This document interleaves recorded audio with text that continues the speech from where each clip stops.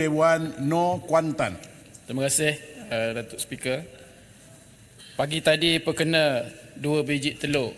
Soalan saya soalan nombor 10. Telur dengan nombor 10 tu jauh sangat lah. Boleh lah Menteri, jawablah. Telur pun telur lah. Saya Muhammad dan Speaker, saya perkena 2 biji telur pagi tadi. Bismillahirrahmanirrahim. Assalamualaikum warahmatullahi wabarakatuh. Kementerian Sumber Manusia Kesuma melalui Perkeso dari semasa ke semasa sentiasa melaksanakan penambahbaikan dalam memastikan ekosistem keselamatan sosial negara dapat dipertingkatkan dan sentiasa kekal relevan. Had umur bagi kelayakan manfaat pencarum Perkeso untuk pencen ilat dan pencen penakat di bawah Akta Keselamatan Sosial Pekerja 1969 Akta 4 masih kekal sehingga hari ini, iaitu 60 tahun. Untuk makluman Dewan Yang Mulia, pindaan had umur kelayakan daripada 55 tahun kepada 60 tahun telah pun dilaksanakan oleh Perkeso mulai 2013 selaras dengan Akta Umur Persaraan minimum 2012. Berdasarkan statistik Perkeso, jumlah keseluruhan pencarung aktif di bawah Akta 4 yang berumur 60 tahun dan ke atas pada 1 Januari sehingga 13 Februari 2024 adalah seramai 183,992 orang. Untuk makluman Dewan Yang Mulia, Perkeso dengan kerjasama International Labour Organization ILO telah menjalankan kajian penilaian actuary setiap 5 tahun. Kajian ini akan mengkaji penyelarasan faedah-faedah Perkeso dengan mengambil kira kos sara hidup dan kadar inflasi semasa serta kemampuan dana Perkeso. Di samping itu, Kementerian Sumber Manusia melalui Perkeso telah melaksanakan pelarasan kos sara hidup bagi semua penerima faedah berkala dan kenaikan kadar pencen minimum di bawah skim keilatan Perkeso berkuat kuasa 1 Januari 2023 yang lalu. Pelaksanaan kedua-dua inisiatif di bawah Akta Keselamatan Sosial Pekerja 1960 Akta 4 ini memberi manfaat kepada lebih 456,000 penerima faedah Perkeso di bawah skim bencana pekerjaan dan skim keilatan. Kadar penelarasan kos sara hidup bagi penerimaan faedah berkala Perkeso yang berkuat kuasa pada 1 Januari 2023 adalah antara 0.7% hingga 9.4% mengikut tarikh terakru tahun pencen diterima. Kedua-dua langkah tersebut melibatkan perbelanjaan sebanyak kira-kira RM234 juta. Pelaksanaan kenaikan kadar pencen minima di bawah skim keilatan ditingkatkan daripada kadar sedia ada, iaitu sebanyak RM475 sebulan kepada RM550 sebulan. Peningkatan kadar pencen minimum ini akan memanfaatkan kira-kira 56,000 penerima faedah dan melibatkan perbelanjaan sebanyak kira-kira RM21 juta. Adalah menjadi harapan Perkeso agar kedua-dua inisiatif ini akan dapat meringankan beban kewangan, meningkatkan kesejahteraan dan memenuhi keperluan sosio-ekonomi penerima-penerima faedah Perkeso. Terima kasih Yang Berhormat Kuantan. Silakan Tuan. Terima kasih Yang Berhormat Menteri. Jadi kalau kita melihat kepada jawapan itu, kenapa apabila cadangan untuk tidak memberi pencen kepada kaki tangan awam, kita tidak bersetuju? Kerana apa? Apabila dia pergi kepada swasta, apabila dia bekerja di sektor swasta, dia sudah tidak mendapat kebajikan apabila dia berumur 60 tahun. Maksudnya umur 61 dia tidak boleh membuat tuntutan lagi berbanding dengan kaki tangan kerajaan. Jadi merujuk kepada laporan DOSEM kemaskini pada 13 September 2023, purata jangka hayat rakyat Malaysia sudah menjangkau 74.8, maksudnya 74 ataupun 75 tahun lah. Jadi kita di sini tidak tahulah sampai bila umur kita.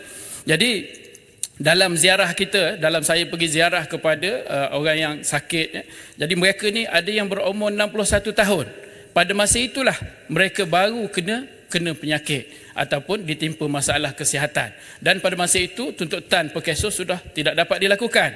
Jadi apakah perancangan kerajaan sama ada bagi mereka yang tidak pernah buat tuntutan ini, yang mereka sampai umur 60 mencarum tetapi tidak pernah membuat tuntutan, diberi manfaat juga, contohnya separuh daripada manfaat-manfaat, ataupun apakah yang boleh kerajaan lakukan untuk bantu mereka? Terima kasih. Sila Menteri. Terima kasih Yang Berhormat Yang Bertuah.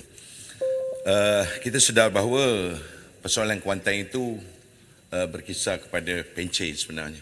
Sebab itu soalan itu diutarakan, dan di bawah Akta Keselamatan Sosial Perkeso ini kita ada 4 akta.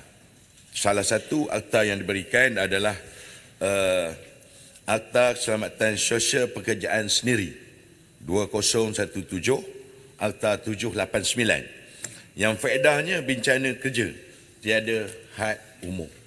Maknanya boleh mencarum tiada had umur individu yang bekerja sendiri. Maksudnya pekerjaan ini mendapat perlindungan sepenuhnya yang sekiranya mencapai umur yang dinyatakan oleh Yang Berhormat sebentar tadi, dan dia akan dibawa ke atas dan lebih bekerja dalam sektor formal ataupun sektor pekerjaan sendiri. Maksudnya, kalau balik kepada pencen, mungkin yang dikaji oleh pihak kerajaan, saya tak pasti, tapi saya menjangka sebab saya duduk di KSM, Kesuma, kita sedang membuat kajian juga bahawa apakah faedahnya kalau dibandingkan, kita suka membuat bandingan, umpamanya kita ada lebih kurang 1.7 pegawai kerajaan ataupun penjawat awam. Kita ada lebih kurang hampir 10 juta yang bekerja sendiri. Jika dibandingkan, lebih ramai yang bekerja sendiri yang tidak ada pencen. Sebab itu kita sediakan melalui Perkeso, KWSP umpamanya.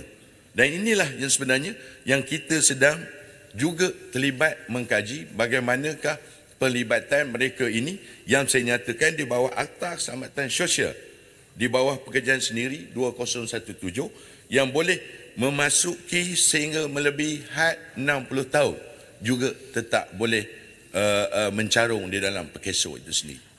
Soalan saya tadi Menteri yang berkaitan umur 61 boleh membuat tuntutan tu, maksud saya manfaat tambahan. Boleh. Jawapan dia boleh.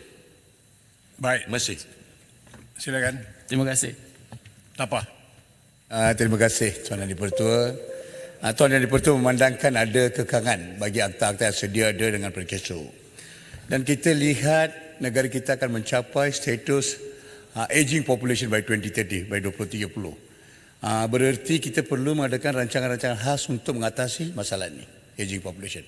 Maka saya minta Kementerian Sumber Manusia melalui Perkeso mengkaji sama ada tak rancangan-rancangan khas, kerana akta-akta yang sedia ada hanya memperlindungi mereka yang berumur sehingga 60. Dan kita lihat the aging population akan jadi masalah besar. Ada tak sebarang rancangan daripada pihak kementerian untuk mengatasi masalah ini? Sekiranya tidak, saya merayu kepada pihak kementerian supaya mengkaji dan meneliti secara mendalam. Kita perlu mengada satu rancangan khas untuk membela nasib kumpulan ini. Memandangkan Yang Berhormat sendiri telah bersetuju lebih kurang 10 juta pekerja daripada sektor swasta yang akan menghadapi masalah ini. Terima kasih. Sila Menteri. Terima kasih. Yang Berhormat Tapah.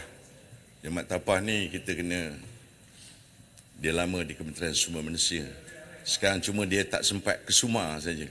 Sekarang dah ke Sumar. Cuma dia KSM, Kementerian Sumber Manusia.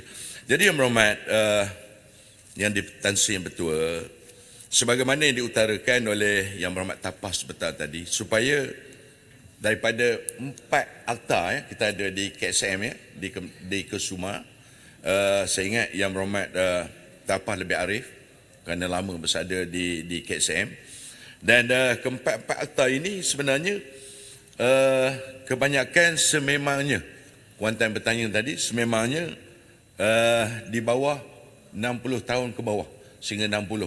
Dan hanya ada satu akta saja tiada had umur, yang saya nyatakan tadi, Akta 789. Dan Akta 800 di bawah sistem-sistem insurans pun kita melibatkan sampai 60 saja. Sebab itu, kalau mengikut apa yang dinyatakan oleh pihak seperti jawapan saya tadi, seperti ILO, International Labour Organization, untuk memperluaskan perlindungan keselamatan.